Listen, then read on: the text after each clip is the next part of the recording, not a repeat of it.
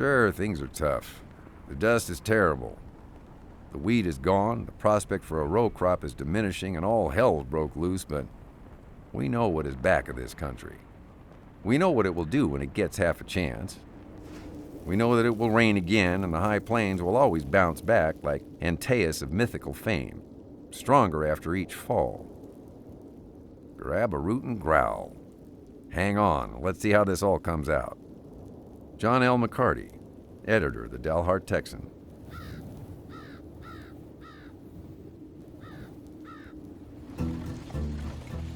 When John McCarty took over the Dalhart Texan in 1929, the great Plow-Up was still in full swing, and the future seemed unlimited.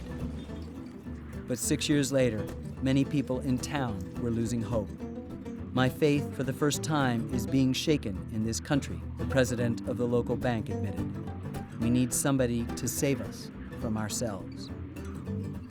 McCarty volunteered for the role. He was not going to let a little thing like a Great Depression or an unrelenting drought dim his ambitions. Having learned that advertisers preferred good news in the local paper, he happily provided it. Aside from wind and sandstorms, he assured his readers, there is really no disagreeable weather in the North Panhandle. And every time the slightest rain fell, he predicted the drought was finally ending. Even when Black Sunday buried the town in dust, McCarty was unbowed. Under a headline proclaiming, "Foreign dust proves panhandle irritant," he pointed out that the dirt causing all of Dalhart's problems had blown in from other states. He said, this is God's greatest country, this is God's greatest earth. And then when the storm started coming, he kept up the same drumbeat.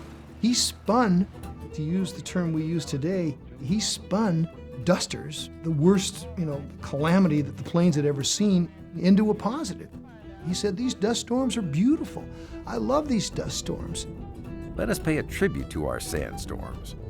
Since we have them, let us recognize their true worth, their real beauty, and the dramatic power they exert as a force of nature. Let us proclaim with clarion bugle blasts heard round the world that we have here in the Panhandle a spectacle of nature that rolls more majestic than the mighty Niagara, that sweeps onward with a power far greater than the Father of the waters, and for its awful splendor exceeds anything short of the mighty oceans or the barren icy wastes of the polar regions. Let us praise nature and the powerful God that rules nature. Let us in stentorian tones boast of our terrific and mighty sandstorms, and of a people, a city, and a country that can meet the test of courage they afford and still smile. Smile, even though we may be choking and our throats and nostrils so laden with dust that we cannot give voice to our feelings. To help God and nature along a little, McCarty decided to pass the hat and hire someone who could make it rain. They'd do anything, religious or irreligious or whatever it took, if they could get it to rain. And the charlatans at that time would go around offering to make it rain for a price.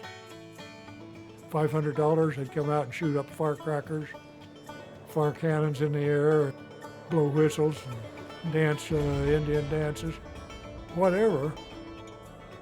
But we're definitely interested in anybody that could produce some drops of water. Self-proclaimed rainmakers were doing a brisk business.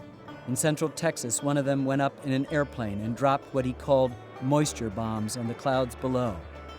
But one of his explosives went off too early, setting the plane on fire and forcing an emergency landing. McCarty looked to someone else who promised to end the drought in Dalhart. For $300, Tex Thornton planned to send sticks of dynamite aloft and detonate them every 10 minutes. But high winds prevented him from getting his balloons into the air. And rather than admit defeat, he decided that he would just bury the explosives and have one giant blast, and quite possibly it would have the same atmospheric effect. So he buried the explosives and set it off, and you have a giant explosion, which simply sent more dirt and dust over the onlookers, and everybody went home very much disappointed that this hadn't worked. 2 more days of noisy explosions were equally ineffective. But the night after his 4th attempt, a slight amount of precipitation fell. Thornton and McCarty, ignoring the fact that Denver, Albuquerque, and Kansas got even more rain that same day, claimed victory. "I'm mighty glad that the people of Dalhart and the Panhandle got moisture," Thornton said before picking up his money and quickly leaving town. "And if I had anything to do with it, I'm doubly glad." As the drought persisted, no one was more sensitive to the image of the Southern Plains than Dalhart's biggest booster, John L. McCarty. He hated the term Dust Bowl, fiercely opposed any proposals to encourage outward migration, and was increasingly convinced that Eastern reporters and opinion makers were creating an unfair stereotype of his region and its people. When a reporter for a national magazine wrote a long article entitled "Land Where Our Children Die," portraying the residents as uneducated yokels, McCarty responded with an angry editorial: "Thou shalt not bear false witness." They were emphasizing the worst of the region. And what's more, they didn't have that faith in the future. They weren't people that could understand how you could stick and how you could wait for next year. The rest of the nation has an image of the Dust Bowl as a defeated part of the country. People in the Dust Bowl area are really rather offended by all of this. They know times are hard, they know that it doesn't look good, but they're still there. They're still the same people that they always were. They're hardworking. They want the rest of the country to know that times may be hard, but they're not out. 75% of them stick it out. They really often deeply resent the national image of the Dust Bowl as a defeated land. McCarty reserved his strongest ire for people from the region he thought contributed to the unfavorable public image. In his mind, they were traitors.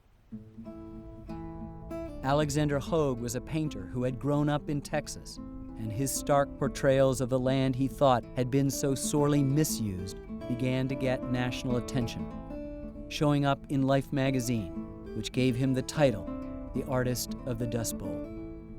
But the West Texas Chamber of Commerce denied that Hogue's paintings were works of art, and the Texas House of Representatives voted to censor them. That wasn't enough for John McCarty. They passed the hat to go and buy Alexander Hogue's painting because they wanted it gone. And the idea was they'd have enough money, they'd go back, they'd purchase the painting, then they'd bring it back and have a giant bonfire and burn the son of a bitch. We'll buy up his paintings and burn them. Unfortunately, they only had $50 in their pocket, and the painting was worth $2,000. But for McCarty, the worst insult came in the summer of 1936, when a new movie opened at Dalhart's Mission Theater. Directed by Pere Lorentz, The Plow That Broke the Plains was a government-funded documentary film meant to describe the causes of the Dust Bowl and what Roosevelt's New Deal was doing about it. It was a propaganda film, but it was brilliant. It was utterly brilliant. The film placed much of the blame of the Dust Bowl on the arrival of the tractor to the Southern Plains, and described how sturdy farmers who had once slowly turned the soil behind a team of mules suddenly became a mechanized force arrayed against nature itself. The reaction inside the Dust Bowl itself was largely not good. They didn't like seeing their land, or themselves, as characters on the bad end of a drama. But the film had already been previewed by the president and members of Congress in Washington, and was showing in New York and other cities around the nation. All that attention enraged John McCarty. When more and more newsreel companies began showing up to make their own films, McCarty reached his limit. The High Plains region is a helpless underdog, experiencing a vicious libel about which it can do nothing, because the libel has already been perpetuated. like a slanderous false whisper about a pure girl, like the rumor that starts a run on the bank, or the old myth about the great American desert. Take your movie cameras, your magazines, radios, and newspapers, and go to hell with them. All we ask of you now is to be let alone. As more and more people began abandoning their farms, sometimes at the federal government's suggestion, McCarty fought back. But in Dalhart, Texas, fighting the wholesale evacuation of town, the Dust Bowl's now famed publisher John L. McCarty organizes a last man's club. In states north of here, people are moving out by the thousands. Well, we're not quitting. Non-resident land is vicious land. Are we going to stay here till hell freezes over? In a classic publicity stunt, he proclaimed the formation of the Last Man Club, to be comprised of people who promised to stick it out on the plains with McCarty until, as he put it, hell freezes over. Several hundred signed up. But in 1937, with the drought still gripping the southern plains, McCarty was offered a better job in Amarillo, and Dalhart's biggest booster left town for good.